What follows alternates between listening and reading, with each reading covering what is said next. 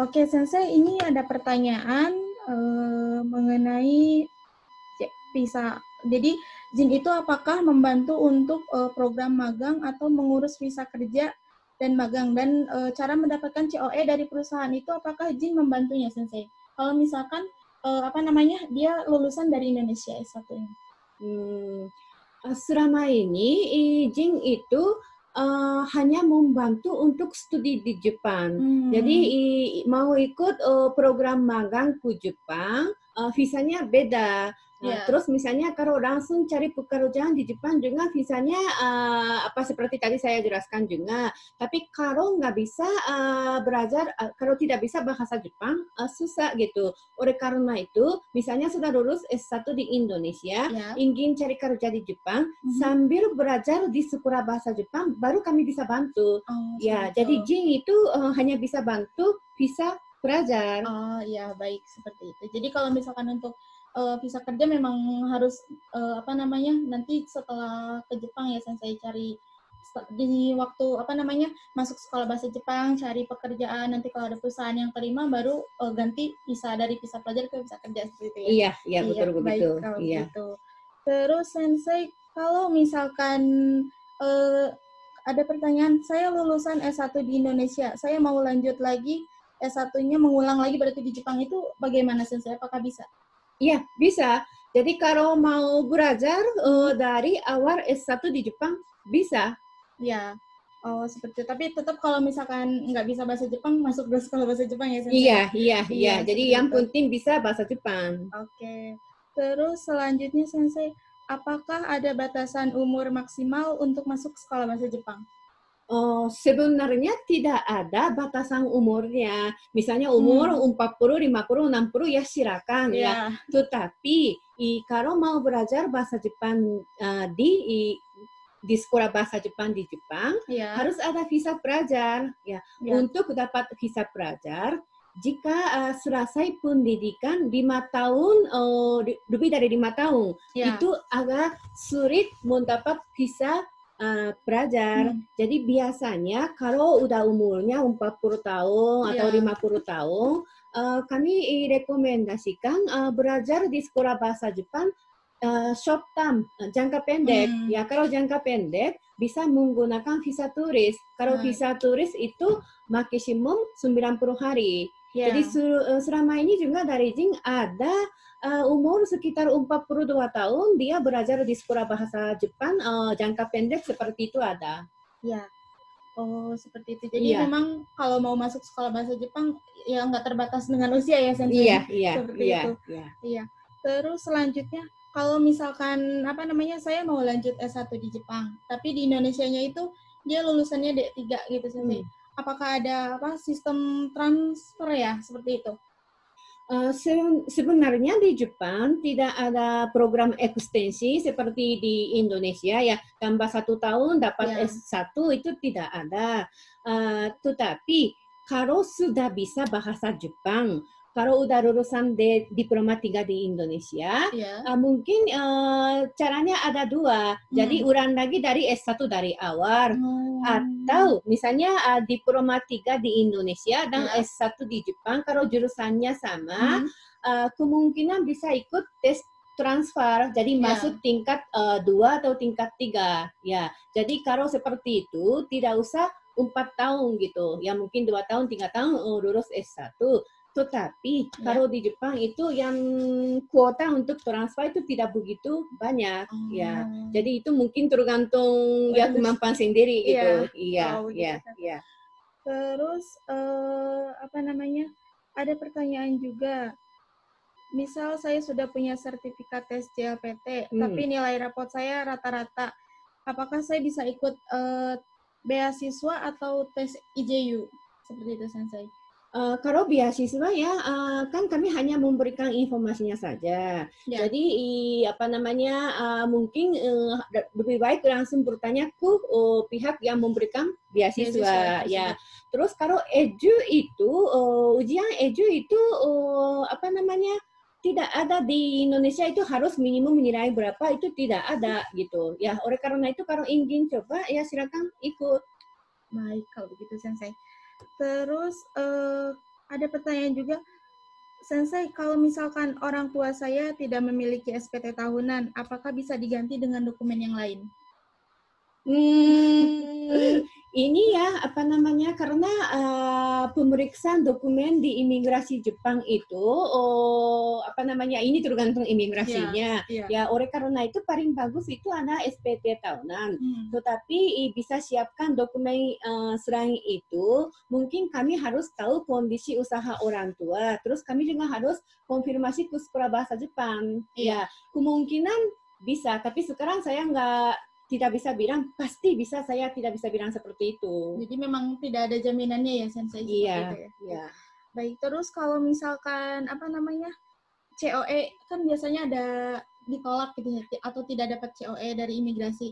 Itu kebanyakannya karena apa penyebabnya begitu, Sensei? Mungkin penyebabnya mungkin masing-masing orang berbeda gitu ya. Tapi apa namanya, selama ini dari pengalaman Jing, kami anggapnya seperti ini. Kalau mungkin pelajar sendiri itu melihat kemampuan bahasa Jepang atau pengalaman bahasa Jepang, ini sangat penting juga. Terus ditanya juga tujuan sebenarnya apa mau ke Jepang.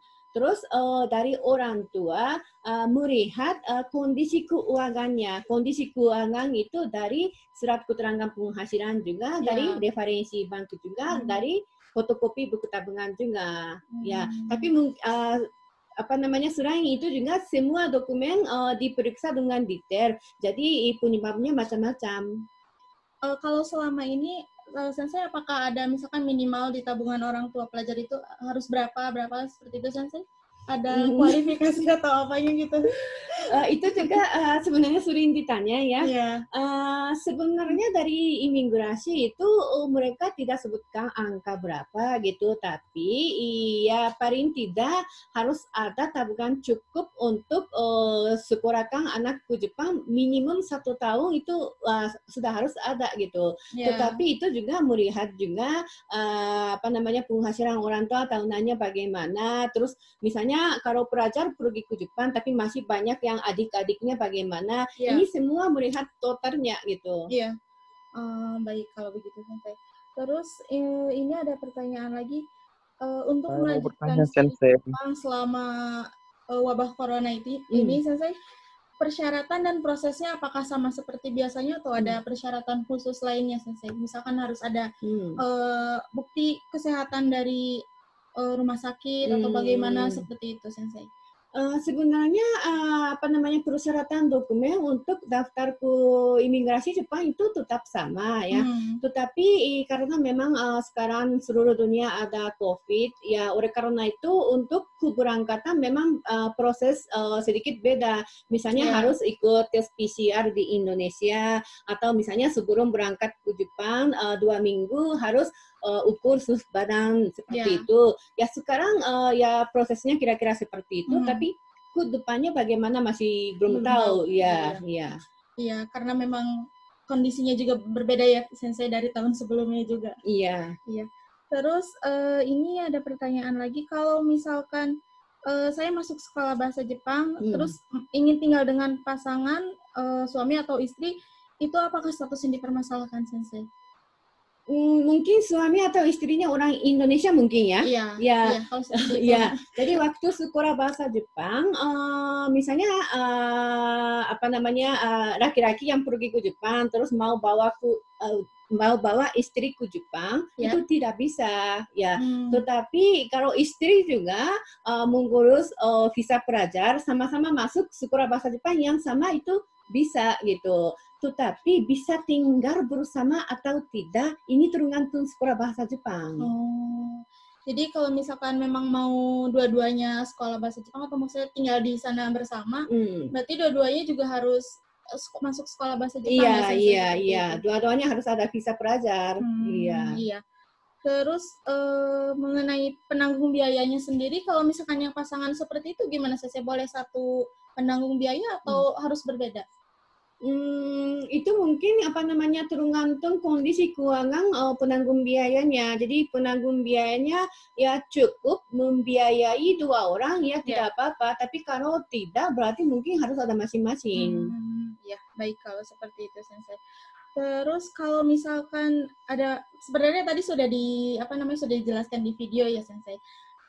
Kalau di Indonesia sendiri masih kemampuannya sudah mencapai N4, tapi ternyata saya hanya ingin 1 tahun aja belajar di sekolah bahasa Jepang dan ingin melanjutkan ke universitas atau Senmonggaku seperti itu. Kira-kira tipsnya harus bagaimana, Sensei? Apakah bisa hanya 1 tahun aja atau ternyata nggak bisa gitu, harus ya 1,5 tahun atau 1 tahun 9 bulan seperti itu, Sensei? Itu ya tergantung kapan masuk sekolah bahasa Jepang juga. Ya, terus mungkin pilihan sekolah atau pilihan universitas juga gitu. Ya memang rata-rata kalau hanya mau 1 tahun waktu berangkat dari Indonesia udah kemampuan bahasa Jepangnya N3. Tapi ya memang selama ini ada sebagian kecil ada juga kemampuan bahasa Jepang masih sangat dasar, tapi 1 tahun saja belajar di sekolah bahasa bisa melanjutkan pendidikan di Jepang, bisa ada yang seperti itu gitu. Tapi itu sangat sedikit. Tapi kalau misalkan kalau standarnya masih N4 atau N5 ya maksimal 2 tahun ya, supaya persiapannya lebih cukup lagi begitu ya, Sensei. Kalau untuk hanya 1 tahun aja mungkin udah mendekati N2 atau N3 ke atas seperti itu. Iya. Karena kan di sekolah bahasa Jepang bukan hanya belajar aja, kan ikut seleksi ya seperti itu juga. Jadi ya biasanya waktunya mungkin sangat jadinya mepet gitu ya. Iya, betul, seperti itu. Jadi memang persiapannya harus lebih lebih panjang lagi supaya dapat universitas juga yang diinginkan, masuk Todai atau masuk Waseda University seperti itu ya, Sensei. Iya. Terus Sensei ada pertanyaan lagi, kalau misalkan kan untuk masuk tahun depan itu yang paling cepat Juli ya, Sensei. Iya. Pendaftarannya mulai dari Januari. Misal pendaftaran ke imigrasinya itu sekitar bulan Maret ya. Berarti untuk persiapan dokumennya yang 3 bulan itu harus dari Januari atau misalkan Februari juga boleh, Sensei, atau awal Maret sebaiknya bagaimana, Sensei? Jadi rencananya sekolah bahasa Jepang yang daftar ke imigrasi itu sekitar bulan Maret atau akhir bulan Maret. Ini tanggal berapa itu tergantung masing-masing imigrasi. Misalnya imigrasi Tokyo tanggal berapa, Osaka tanggal berapa, itu beda-beda. Ya, terus dokumennya berlaku 3 bulan. Ya, terus kami juga harus cek dokumen, bikin penerjemahan juga. Oleh karena itu, mohon siapkan dari Januari. Setelah kasih kabar ke Jin. Ya, kalau Februari, Maret takutnya terlalu mepet. Oh iya. Terus kalau misalkan mungkin ada beberapa dokumen yang agak susah didapat ya, Sensei, dari bank, mungkin makan waktu beberapa hari. Terus kalau revisi lagi seperti itu mungkin terjadi juga ya, Sensei. Iya. Jadi kami cek dokumennya sangat teliti karena permintaan dari Jepang itu memang seperti itu. Kadang pernah ada juga kami cek dokumen dari bank, secara kutik, revisi 4 kali, seperti itu juga ada. Biasanya kalau kesalahan seperti itu mungkin dari nama atau bagaimana sih yang salahnya? Oh ya, dari nama juga ada. Terus ya kalimat bahasa Inggris sedikit aneh seperti itu juga ada. Jadi mungkin kalau tinggal di Indonesia ya secara kutik sedikit ya nggak apa-apa gitu. Tapi kalau di Jepang nggak bisa. Wow, berarti memang kalau untuk persyaratan sekolah ke Jepang itu apa-apa harus lebih detail, harus lebih teliti lagi ya, Sensei, seperti itu. Jadi ya harus dipersiapkan dari awal, harus sungguh-sungguh seperti itu ya, Sensei. Iya. Baik, terus kalau misalkan ini banyak sekali sebenarnya yang mencari informasi tentang beasiswa untuk mahasiswa asing nanti di Jepang.